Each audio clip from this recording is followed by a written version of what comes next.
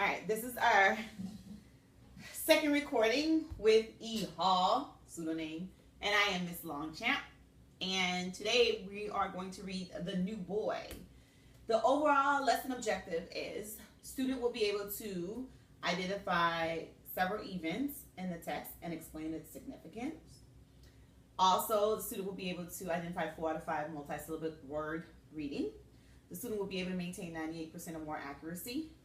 The student will be able to apply knowledge to 3 out of 4 comprehension questions.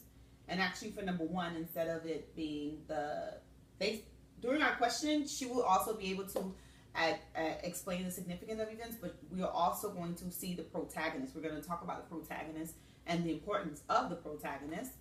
Number 5, the student will be able to basically read at prosody at level 3.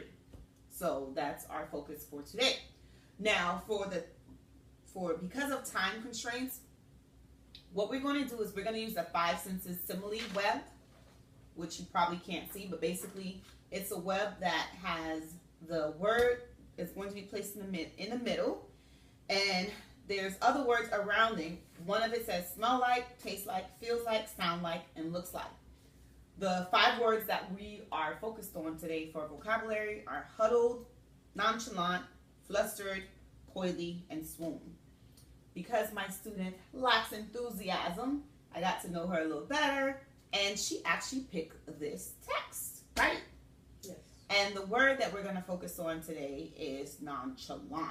So we've already established what the other words and how this was already modeled in the previous lessons that weren't recorded. So we're going to focus on the word nonchalant. So first thing you're going to do is put the word nonchalant in the middle. So she's writing the word nonchalant, and she's going to come up with words that basically tells you what it smells like, in her mind, tastes like, feels like, sound like, and look like. That way she can get a better understanding of what the word means, the word meaning, right? So in this story, we already numbered our paragraphs, and in paragraph 5, it uses the word nonchalant, and it says, Madison took a sip of her juice. You think so?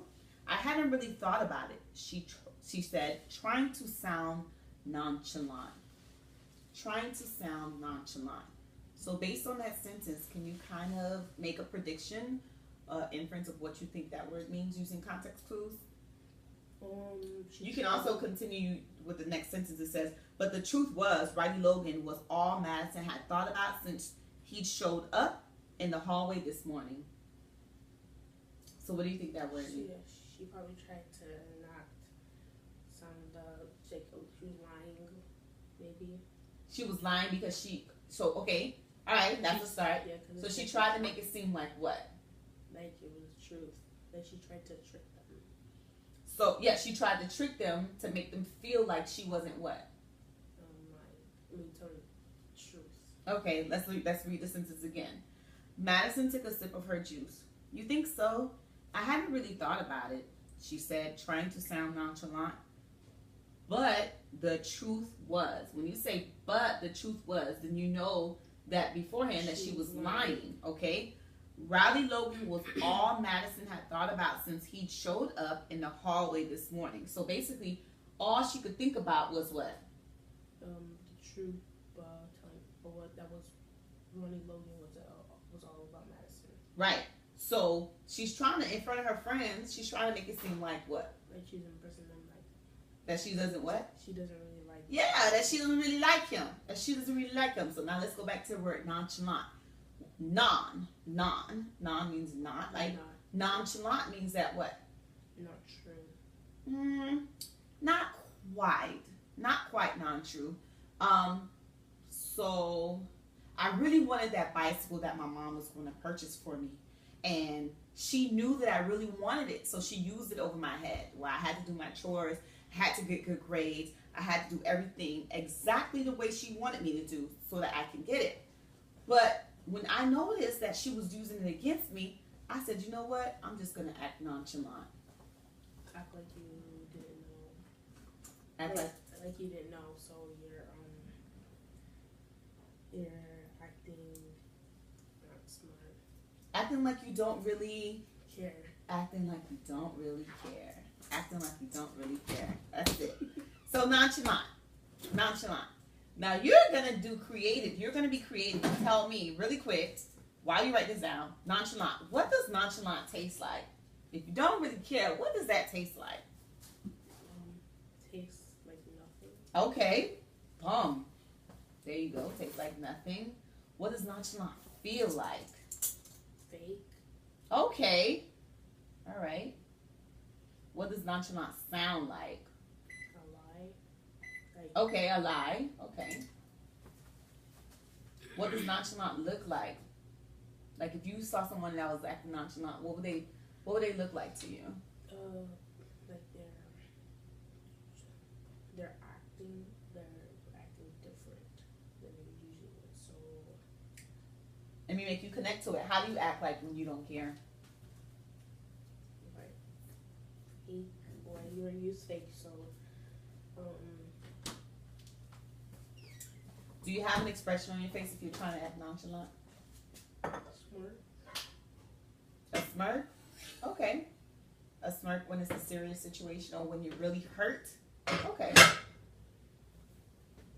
And what do you think it smells like? I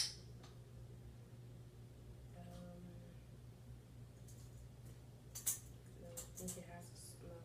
You don't think it has a smell? All right. Go ahead and put that.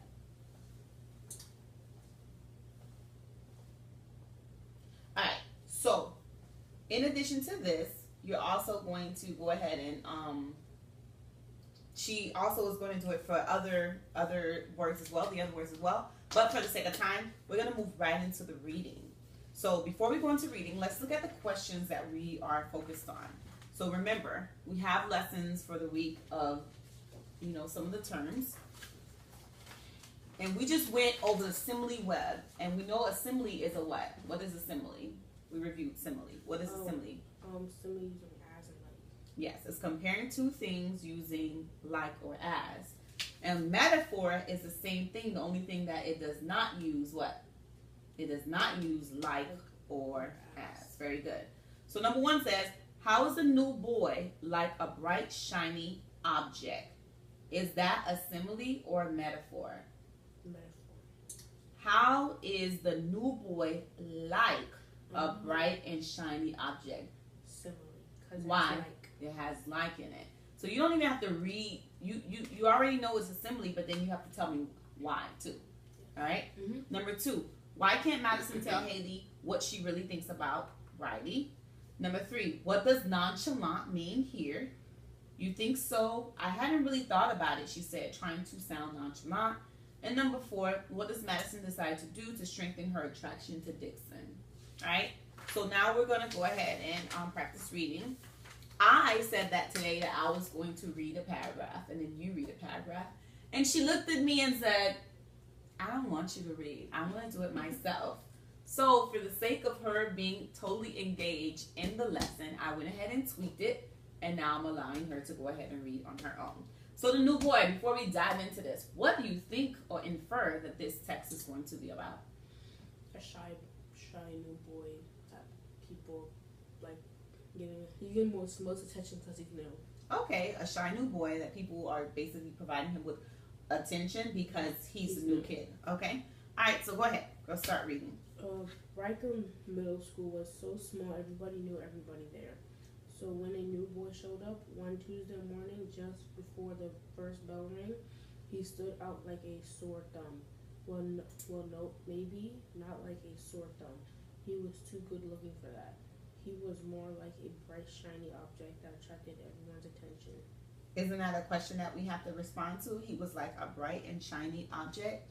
That's simile. Okay, that's a simile. All right, so what do they mean by that? He was like a bright and shiny object that attracted everyone's attention. Because I guess he was good looking, that everybody would pay attention and wonder, like, where did he come from? Okay, all right. Second. The girls couldn't stop looking at him. They huddled together in small groups in the hallway, whispering when he entered the building. The boys shook their heads and rolled their eyes at the girls. Then they slammed their lockers on the way to class. They knew what the girls were talking about, the new boy. Where did he come from? What was his name? And the most importantly, did he have a girlfriend? All right, so they're concerned about this new boy. They want details. So one of our vocabulary words was huddled. What do you think huddled mean? The way it was utilized in the sentence. Get together. It gives you an example of it. All right, by lunchtime. By lunchtime, everyone knew the new boy was Riley Logan, and he came from Lone Tree, Texas. He used to live on a cattle ranch there, but now he lived with his Aunt Jane in a small house on a Bartlett Street in Riker. Everyone had yet to discover whether or not Riley had a girlfriend. That wasn't a proper question to ask just yet. Why wasn't that a proper question to ask yet? Because you don't know him. You have to get to know somebody before you can ask that question, right? You think that would just be weird. Okay. All right. It's inappropriate, right? It's too straightforward. Okay. Madison Parker sat in the cafeteria unwrapping a straw, waiting for her boyfriend Dixon, who didn't make it to the lunchroom yet.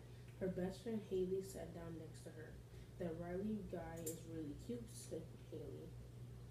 Madison took a sip of her juice. You think so? I didn't really thought about it, she said, trying to sound nonchalant. There's that word. But the truth was, Riley Logan was all Madison had thought about since he'd shown up in the hallway this morning. She wanted to tell Haley, yes, I think he's cute. He thinks he looks like some famous singer with that blonde hair and those amazing eyes. I wonder if he has a girlfriend. But no, she couldn't say any of that because Dixon would find out. Why would she think Dixon find out? Because Dixon would break up with them. Okay. Go ahead. A few minutes later, Dixon plopped his lunch tray on the table. Then he slid into a chair next to Madison. She looked up from the hamburger she was eating to see Riley Logan with a sack lunch in his hand. He sat down on the other side of Dixon. Madison, this is really Logan. This is Riley Logan, said Dixon. He's in my history class. He just moved here from Longtree, Texas, and I invited him to sit with us today since he doesn't know anyone yet. Oh my God, what do you think's gonna happen? She is gonna probably stare him down the whole lunch. So you don't think she's gonna say anything to him? No, she's gonna just be shy and just stare at him. Okay, go for it. It was just like Dixon to take someone new under his wing. So Madison shouldn't have been surprised yet. She was a bit flustered. She wanted to say, I know all that, Dixon. She wanted to look coyly at Riley and say, hello, Riley. Welcome, Riker. But she didn't, of course. She just nodded politely at Riley. He smiled at her and said, hey, Madison, nice to meet you. Riley's sweet Texas drawl made it difficult for Madison not to swoon. Why didn't Dixon talk like that? She wondered. But of course she knew why not. Dixon wasn't from the Longtree, Texas. He was from Riker, Arizona. She had known Dixon all her life. There was nothing mysterious about Dixon Bradbury. Okay, continue. Madison spent all the afternoon thinking about Riley Logan, wondering about him really. But the next morning, she had figured out how to resist her attraction to him. Final page. She sat at the bus stop now, waiting for Dixon. It wasn't long before he came bowing down the sidewalk. Madison studied him, trying to see him for the very first time, trying to see him as the new boy that she knew nothing about. When he sat down next to her, a few minutes later, she smiled at him, said coyly, hey, nice to meet you. Dixon laughed and said, you're so silly sometimes. I can't figure you out. Madison snuggled next to him. It was nice to know she was still mysterious to Dixon after this time. There was still that attraction. Okay, so you kind of knew what was going to happen already because you kind of took this home and read it over it. So how is a new boy like a bright and shiny object? Is that a metaphor and simile? You already answered that was a simile because they're using what? The word like. Very good. Why can't Madison tell Haley what she really thinks about Riley? Because she thinks that she's going to tell